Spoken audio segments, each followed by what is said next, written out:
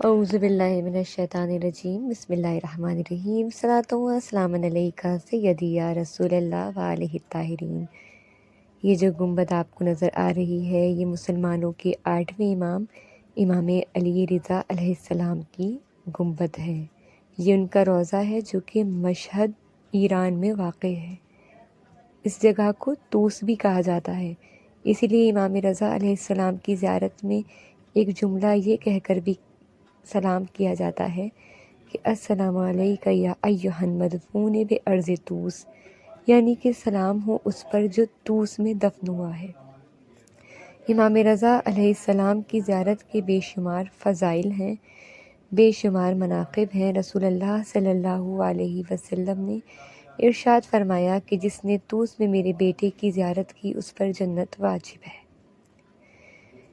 یہ جو آپ کو دکھ رہے ہیں خدام، یہ کوئی عام خدام نہیں ہیں، یہ بہت بڑے بڑے لوگ ہیں، لیکن کیونکہ رسول اللہ کے بیٹے کے دربار کی جھاڑو کشی یعنی کہ جھاڑو لگانا اتنی بڑی عظمت ہے کہ یہ لوگ خوش ہوتے ہیں آپ صلی اللہ علیہ وسلم کے بیٹے کے دربار میں جھاڑو لگانے سے ہی، اور اس کو بہت بڑا اعزاز مانتے ہیں، جو کہ ہے بھی۔ یہ روز اسی طرح سے سلامی دیتے ہیں اور کہتے ہیں مولا ہم آپ کے خدام ہیں۔ بے شک جو رسول اللہ کے گھر میں نوکری کرے، چاہے وہ جھاڑو لگانا ہو، چاہے وہ کپڑے طے کرنا ہو، چاہے وہ کھانا پکانا ہو، وہ پھر دنیا کا مالک ہوا کرتا ہے۔ اور یہ گھر بھی رسول اللہ ہی کا گھر ہے، کیونکہ رسول اللہ کے بیٹے ہیں امام علی رضا علیہ السلام، 8ویں جانشین ہیں، امام معصوم ہیں، امام منصوص ہیں، منصوص من اللہ ہیں، انہی کے بیٹے ہیں، یہ رسول اللہ ان کے جد تھے۔ تو رسول اللہ کے گھر کی نوکری بہت بڑی نوکری ہوا کرتی ہے۔ جو غلامی کا تیری مزہ پا گیا، راز جس کو تیری نوکری آ گئی۔ یہ کیمرے کے اندر آپ کو چشمے کے اندر جو نظر آ رہا ہے یہ پیاری سی منظر قبر، یہ قبر اس کے اندر ہی امام علی رضا علیہ السلام دفن ہے۔ اور کیا دربار کی شان ہے کہ جو دیکھنے والے ہیں ان کو بالکل ایسا لگتا ہے کہ جیسے جنت کا کمرہ آ گیا، بالکل ایسا معلوم ہوتا ہے کہ جنت میں اسی طرح کے کمرے ہوں گے۔ بڑے بڑے بادشاہان وقت نے یہاں پر اپنا جو کچھ بھی تھے جواہرات لٹا دیے، اس دربار کی شان دیکھ کر، صرف امام کی قبر دیکھ کر بڑے بڑے بادشاہوں نے اپنے تمام زیورات، قیمتی نگینے سب یہاں پر چڑھا دیے، جو آج بھی دیوار میں کندہ ہیں۔ اور جانے والے زائرین وہاں پر جب جاتے ہیں تو دیکھتے ہیں کہ کس طرح سے عقیدت مندوں نے وہاں پر امام رضا علیہ السلام کے دربار کی شان دیکھ کر اپنا ہر چیز نچھاور کر دی۔ اور کیوں نہ ہو، یہ دربار عام دربار نہیں ہے، یہ جنت کے سرداروں کے گھر ہیں، جنت کے سرداروں کی قبریں ہیں۔ اور امام رضا علیہ السلام نے ارشاد فرمایا کہ جو کوئی میری زیارت کرنے آئے گا طوس میں، یعنی کہ یہ مشہد جہاں پر امام دفن ہیں، جو کوئی میری زیارت کرنے آئے گا میں 3 مقامات پر اس کی زیارت کرنے آؤں گا۔ جب اس کی روح نکالی جائے گی، جب وہ قبر میں ہولناکی کے منظر میں ہوگا، میں اس کے قبر میں بھی آؤں گا۔ اور تیسرا مقام ہے صراط، یعنی کہ پل صراط۔ پل صراط ایک واقعی سخت جگہ ہے، بڑی خطرناک جگہ ہے۔ یہاں پر جو مومن ہوں گے، جن کے اعمال اچھے ہوں گے، وہی بآسانی گزر سکتے ہیں۔ گناہ گار لوگ یہاں پر بہت پریشان ہوں گے، لیکن امام رضا شفیع المذنبین محمد مصطفیٰ صلی اللہ علیہ وسلم کے بیٹے ہیں، اور یہ اپنے شیعوں کی شفاعت کریں گے۔ بے شمار روایات ہیں کہ یہ ریاض الجنہ ہے، یہ جگہ جنت کے باغوں میں سے ایک باغ ہے جہاں پر امام رضا علیہ السلام مشہد میں دفن ہیں۔ ایران آج انہی کے قدموں کی برکت سے سربلندی پا رہا ہے، اور انہی کے قدموں کی برکت سے ایران آج زندہ و پائندہ ہے۔ امام کا نقشہ جو روضے کا ہے، ایک بہت بڑے آیت اللہ تھے جو آرکیٹیکٹ بھی تھے، انہوں نے بنایا، اور انہوں نے اس کے مین گیٹ پر ایک ایسا نقش بنایا۔ وہ بہت بڑے عالم دین تھے، بہت زیادہ قابل تھے، ہوشیار تھے، عملیات میں بھی ماہر تھے۔ انہوں نے ایک ایسا نقش کندہ کیا کہ گناہگار امام کے حرم میں نہ جا سکیں۔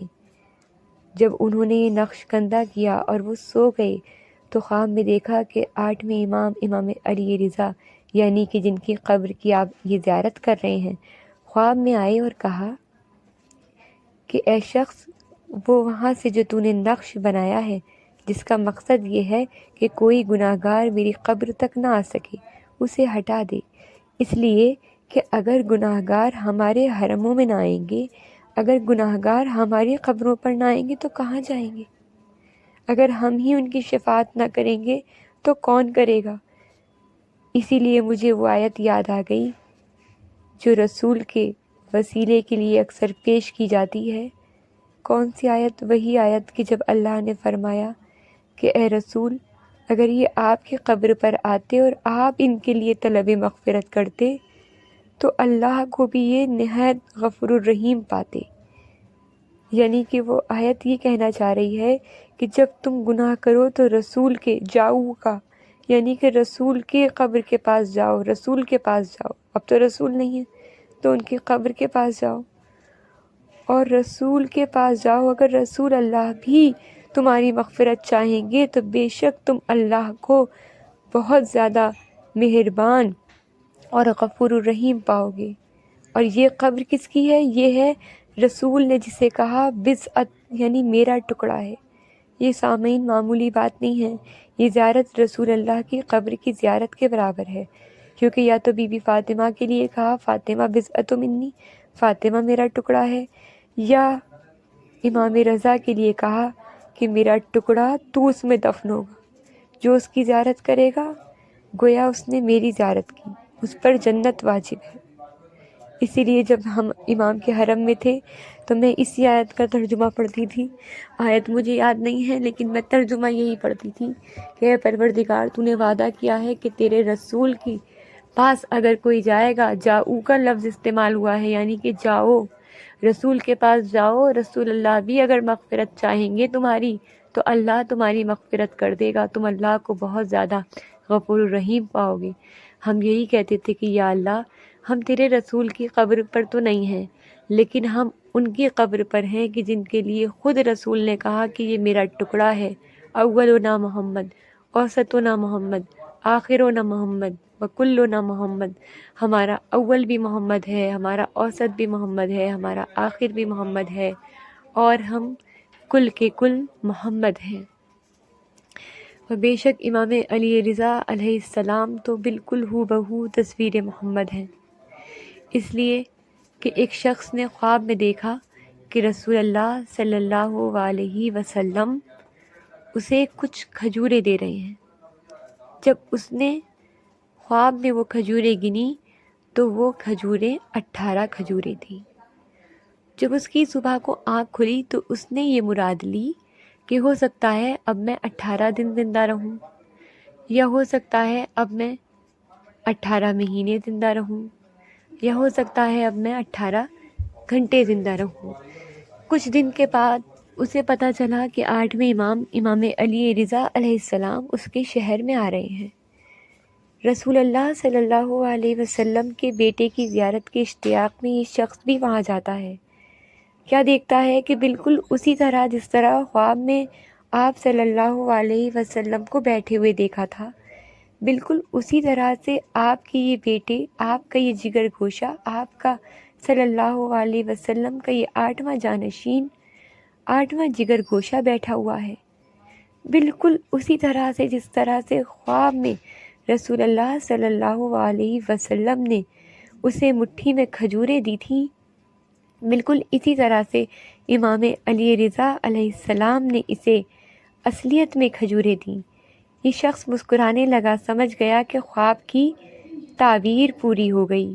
یہ شخص کہتا ہے کہ جب اس نے وہ کھجوریں گنی تو وہ 18 کھجوریں تھیں، یعنی کہ بالکل اسی طرح سے جس طرح خواب میں 18 کھجوریں تھیں، بالکل اسی طرح سے جب 8ویں امام امام علی رضا علیہ السلام نے کھجوریں دیں تو وہ بھی 18 تھیں، یعنی ماننا پڑے گا کہ آپ کی مٹھی اور رسول اللہ صلی اللہ علیہ وسلم کی مٹھی بالکل برابر تھی۔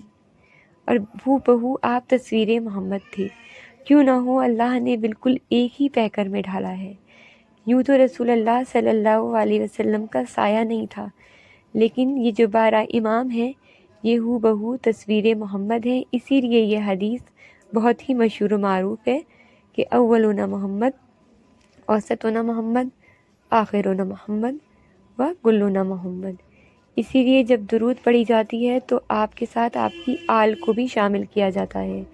رسول اللہ صلی اللہ علیہ وسلم نے فرما دیا کہ یہ نہ کہو اللہم صلی علی محمد، بلکہ یہ کہو اللہم صلی علی محمد و آل محمد، یعنی کہ اللہ درود نازل فرمائے محمد صلی اللہ علیہ وسلم پر اور ان کی پیاری آل پاک پر۔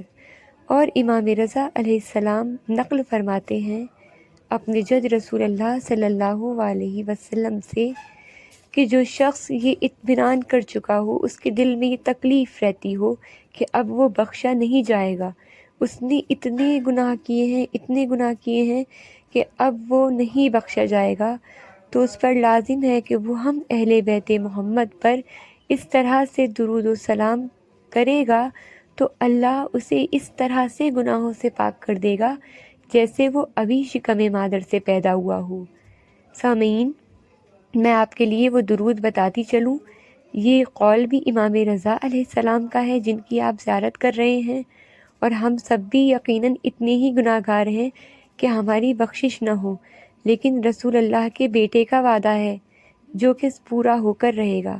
آپ نے فرمایا کہ وہ صلوات اس طرح سے ہے: اللہم صلی علی محمد وآل محمد فی الاولین، اللہم صلی علی محمد وآل محمد فی الآخرین، یعنی کہ اللہ رحمت نازل فرما محمد صلی اللہ علیہ وسلم پر اور ان کی آل پر جو ہم سے پہلے گزر چکی، اور اے اللہ محمد صلی اللہ علیہ وسلم اور ان کی آل پر رحمت فرما جو ہمارے بعد تک آنے والی ہے۔ ہم کتنے ہی اہل بیت اور ان کی محمد صلی اللہ علیہ وسلم کی آل کے منکر ہو جائیں، لیکن جب ہم پر کوئی پریشانی پڑتی ہے تو بے ساختہ یہی لوگ ہمیں یاد آتے ہیں۔ اور بے شک کربلا کا سانحہ ایسا ہے کہ کوئی اپنی مصیبت ہوتی ہے تو ہمیں کربلا کے واقعات کو دیکھ کر سکون ملتا ہے، اور ہمیں لگتا ہے کہ اہل بیت پر جو مظالم ڈھائے گئے ہیں ان کے آگے تو ہماری یہ پریشانی، یہ ظلم کچھ بھی نہیں ہے۔ اسی لیے اللہ نے واقعہ کربلا کو رہتی دنیا تک کے لیے ایک محکم قلعے کی طرح سے مستحکم بنا کر پیش کر دیا ہے کہ انسان دیکھے کہ حق کی راہ میں، سچ کی راہ میں اپنا گھر بار، ہر چیز حد یہ ہے کہ اپنا وطن تک چھوڑ دینا چاہیے۔ یہی وجہ ہے کہ اہل بیت محمد نے ہجرت کی۔ خود 8ویں امام امام رضا علیہ السلام نے مدینے سے طوس مشہد کی جانب ہجرت کی، اور آج پورا مشہد آپ کی قدم کی برکت سے جگمگا رہا ہے، اور پورے مشہد میں امام کی صدائیں بلند ہوتی ہیں۔ شام ہوتے ہی نوبت بجائی جاتی ہے اور لوگ امام کو سلامی دینے آج بھی آتے ہیں۔ جگہ جگہ دین اسلام کا پرچم لہرایا، اور کیوں نہ لہراتے، بیٹے کس کے تھے؟ رسول کے۔ اللہم صلی علی محمد وآل محمد وعجل فرجہم، اللہم صلی علی محمد وآل محمد وعجل فرجہم، اللہم صلی علی محمد وآل محمد وعجل فرجہم۔ یا اللہ رحمت نازل فرما محمد صلی اللہ علیہ وسلم پر اور ان کی پوری آل پاک پر، وعجل فرجہم، اور ان کے 12ویں ہادی امام ہادی امام زمانہ کے ظہور میں تعجیل فرما۔ اللہم صلی علی محمد وآل محمد وعجل فرجہم وعجل فرجہم۔